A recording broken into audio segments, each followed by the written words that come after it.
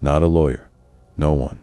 She had followed the coverage, watched people argue about Mixon's childhood, his crimes, his shootout.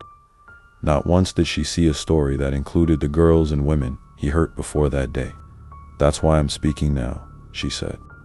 "I want people to know he didn't snap. He practiced hurting people. He used fear like a weapon. And there were people like me long before that shooting." In response to the article, the city quietly increased funding for sexual assault victim support services. A rape kit backlog reduction bill passed in the state legislature the following year. But for the victims, no amount of policy could erase the memory.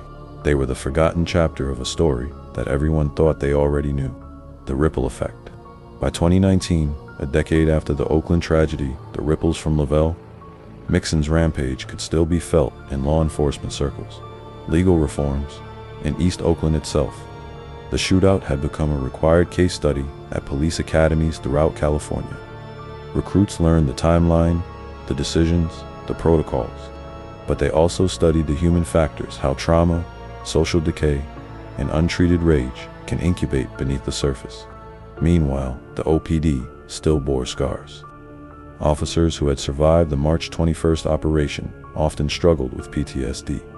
One had left the force entirely, saying in an interview, "I couldn't walk into another building without seeing blood in the corners." Annual remembrance ceremonies were held for the fallen. Their families remained tightly knit with the department. Streets were renamed, scholarships were awarded, but the emptiness never truly left.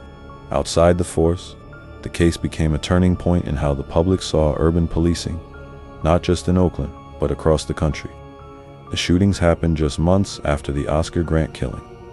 Between those events, a national spotlight focused on California's justice system, bringing both activism and reform.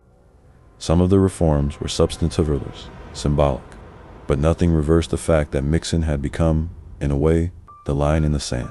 Before him, warnings. After him, wariness.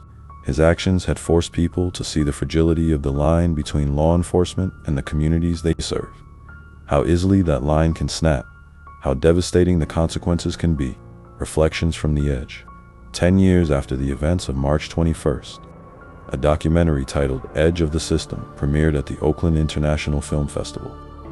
It was a raw, unflinching look at the life and death of Lovelle Mixon, from his upbringing in East Oakland to his final, fatal encounter with police.